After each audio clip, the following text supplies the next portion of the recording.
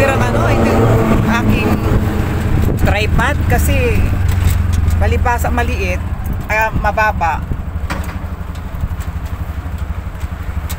Mababa yung ano, hanggang doon yung kaldero lang, abot na ano. Ayoko na mahawakan, gawa ng hirang hawakan ang gumagawa.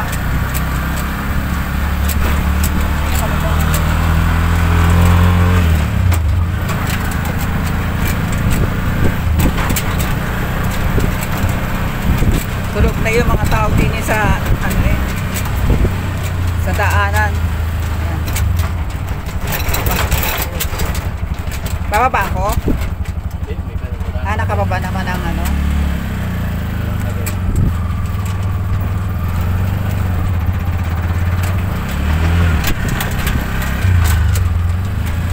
Busina ka. Pasok kami sa Ciudad Verde. Ay no, palasyo nga pala to. Ciudad Verde yung dating inanoan mo, ihat mo. Ang dilim dito guys, wala nga masyadong ilaw. Harap na sa akin. Wala nga masyadong ilaw din sa loob ng subdivisionary. Ayan, buko na naman, liliparan na naman. Wala nga masyadong ilaw. Kulang kasi siyang makatira ng ano ng kaldereta. Para mainit pa, makainan nila. Ikot tayo sa ano, yan. Maganda, meron kang ganyang ano, ilaw. Ang dilim-dinis ang loob lang. Wala man lang, dapat ito yan. No? Kaya wala nga ilaw. Eh, dadyanan pala tayo. Problema electrical trouble dyan. Buti na andyan ka mo si Allen.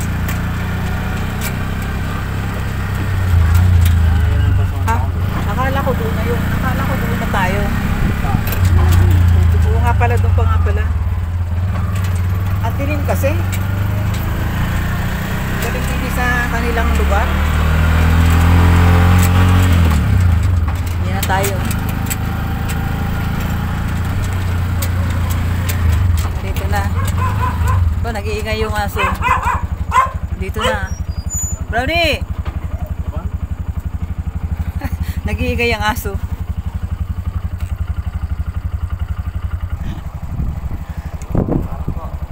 Bye-bye. Ha? Nakagulaw mga aso. Hindi na ko na isang araw. Si Brownie, unahin ng kaldereta. Bye-bye. Sa kami guys. Winauli kami. Kaldereta. Madilim-dilim sa kanilang area eh. Wala pang masyadong kapit-bahay, wala pang ilaw. Madilim?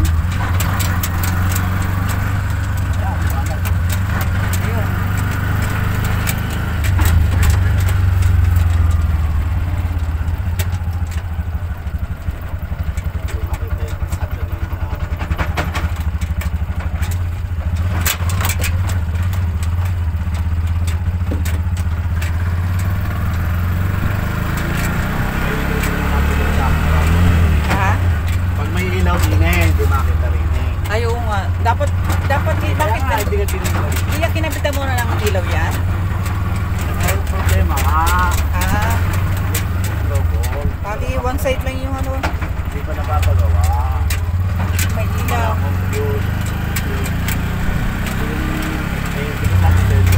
Eh paano nakakabiyahe niyan? Igabi ka na nauwi. Ayan lang ginagamit mo. Hindi ka nakaka-distract yan? Ha? Nakaka-distract yung ilaw na ano? Hindi, ay lang naman ako lang ilaw. Ito lang kailangan ilaw. Yan na, okay ka ba yan? Ito, ilaw ko lang siya. Ito yung nagpa-vlog. Ito lang. Kaya pala. Palabas na kami ng gate. Well, wala kami rin eh. Palabas na kami ng gate. Okay. Thank you.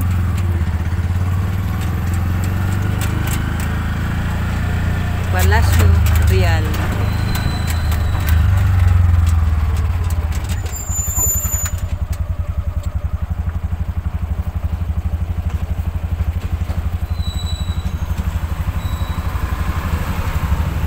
masyadong mano ang camera, malikot.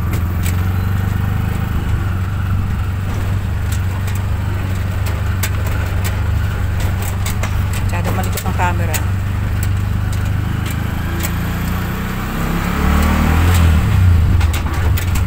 Bukas pa dito eh, oh. Ito, bukas pa ito. Pag gabi na pala nagsasara ito. At least meron pa pala mabibili dyan kahit isa.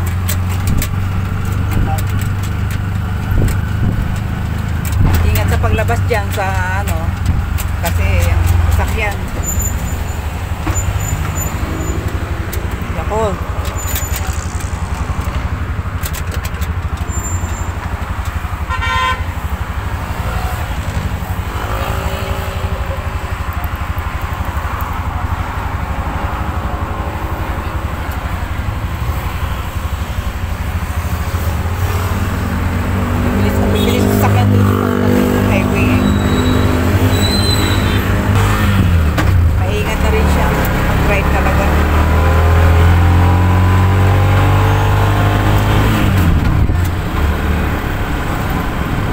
Buti ka mo si Alin, tumawag tayo. Isip pa.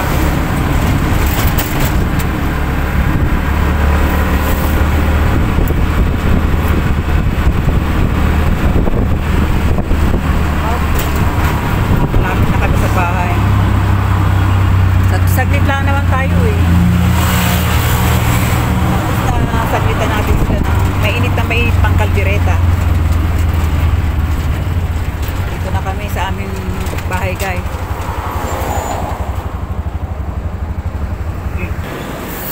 Ay, dali, banggayin mo ako. Sige, pasok. Sige, diretso. Diretso, sige. Diretso. Diretso. Oh, oh. Sige, diretso.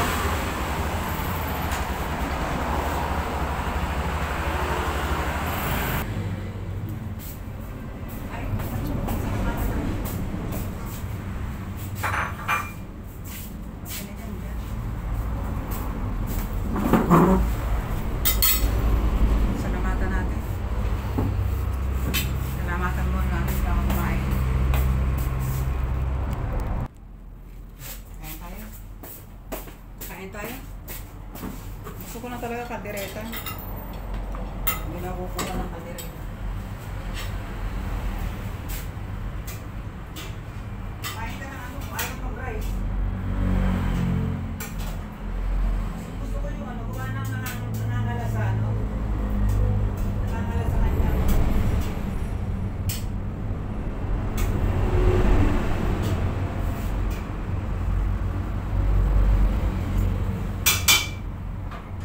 Ang sarap ito.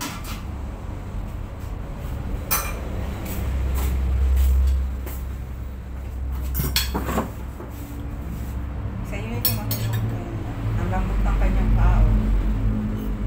Guys, kain tayo. Inatid na muna namin kanina yung pagkaluto ng kaldereta. Sabi ko, katira natin yung ating anak dun sa loob ng ano, sa Palacio Real.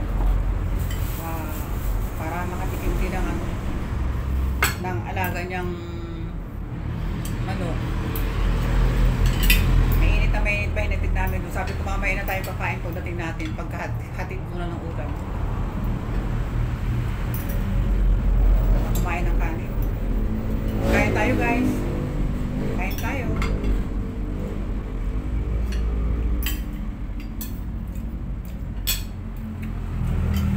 So yummy.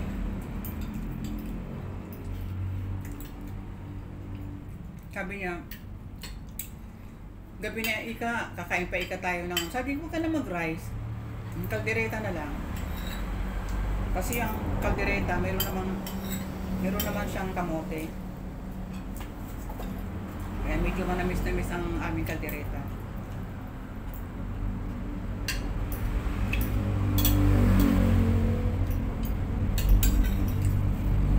Sarap.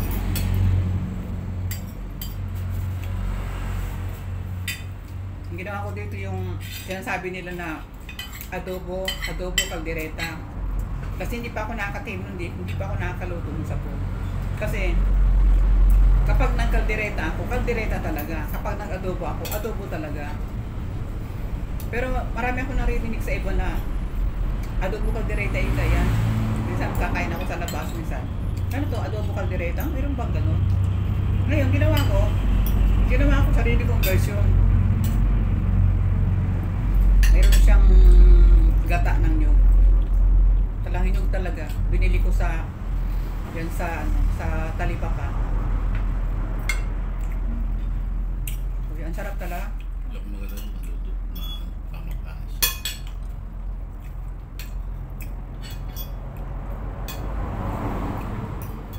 Mga pang ano daw, mga pang nalaman. Ha?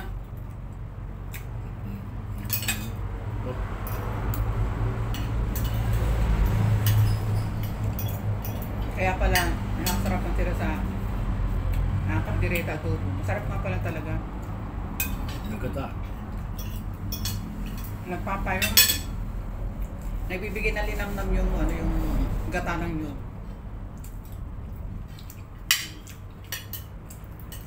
Pero na ano ako kaya akong tinano. Sinagag ito kanina. Meron siyang tinagdag ng malunggay. Kaya kanyang kulay nag-green. Ang aming aming rice guys nag-dark green. Kung anong tinagtaran ko siya ng malunggay, sinangag ko ito kanina. Eh kung sana kumain ng rice, kaldereta lang sana kakainin. Kanya nga lang, parang gusto kumain ng kunting lang.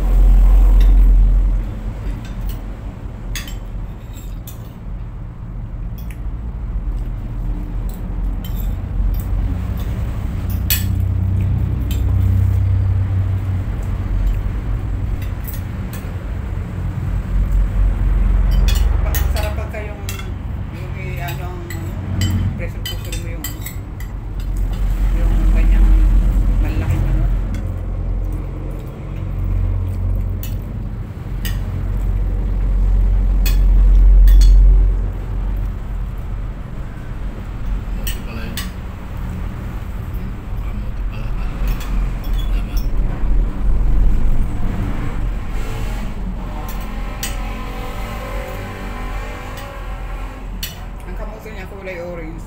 Okay.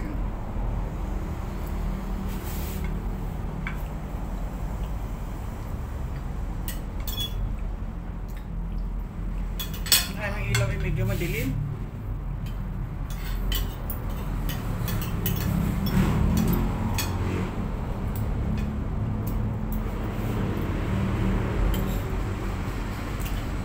Siguro wala si Kulay doon ngayon, ano?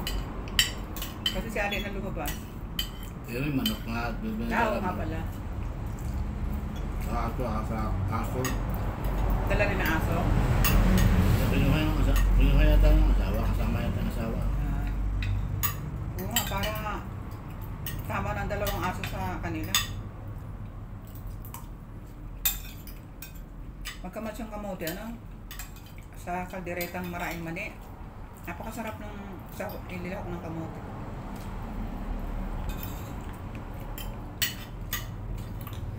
Medyo manamis na malinamnam. Hindi ko nilagyan ng sili itong kaldereta kasi may mga batang kakain. Para makakain ng mga apo ko. Pero kung kami lamang, napakasarap nito guys kung may kunting sili.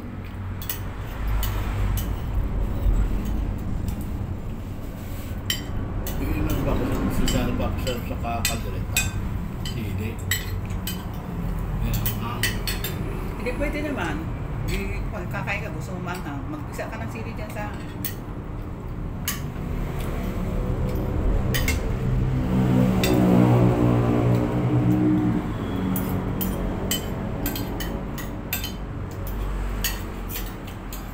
Kain po tayo. Hindi na kami kumain. Diba kasi yung iba siyempre yung kiplado na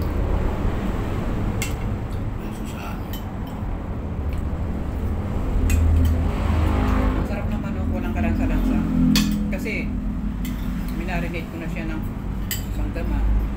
Tapos sinadubo ko muna siya bago ko siya ginagdiretso.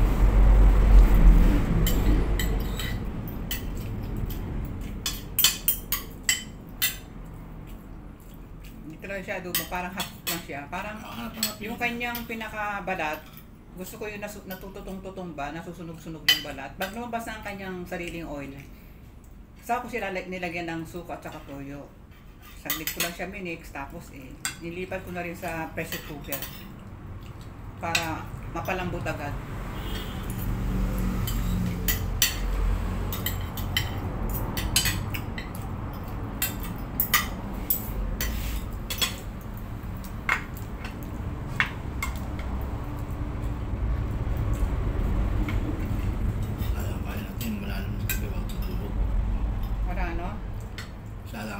Sa gabi, malalim sa gabi, bago tutulog. Huwag ka nakakain ng rice naman yun.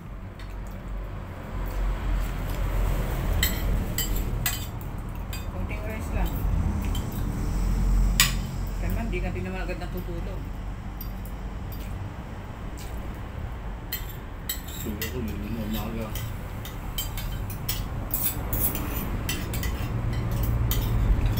Pagod may dyan, nagising na ako. Nag-ayos tayo.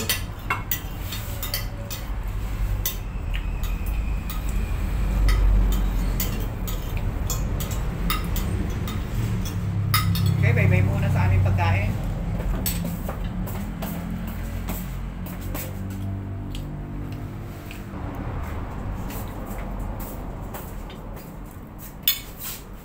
Gusto mo rin? Lagi. Ito. Jax. Jax, oh. Nahiya ka? Nahiya ka? Ay, lumapit si Jax. Ay, lumapit. Nahiya ka, Jax? Ay, disiplinado yan eh. Nahiya ikaw? Ito pa, oh. Ang ganda. Ay.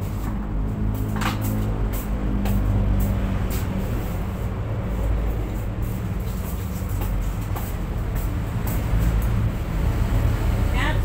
Gusto mo pa? Tatago ba? Ha? Gabi ng aming kain, guys. See you guys. Thank you for watching. Bye-bye.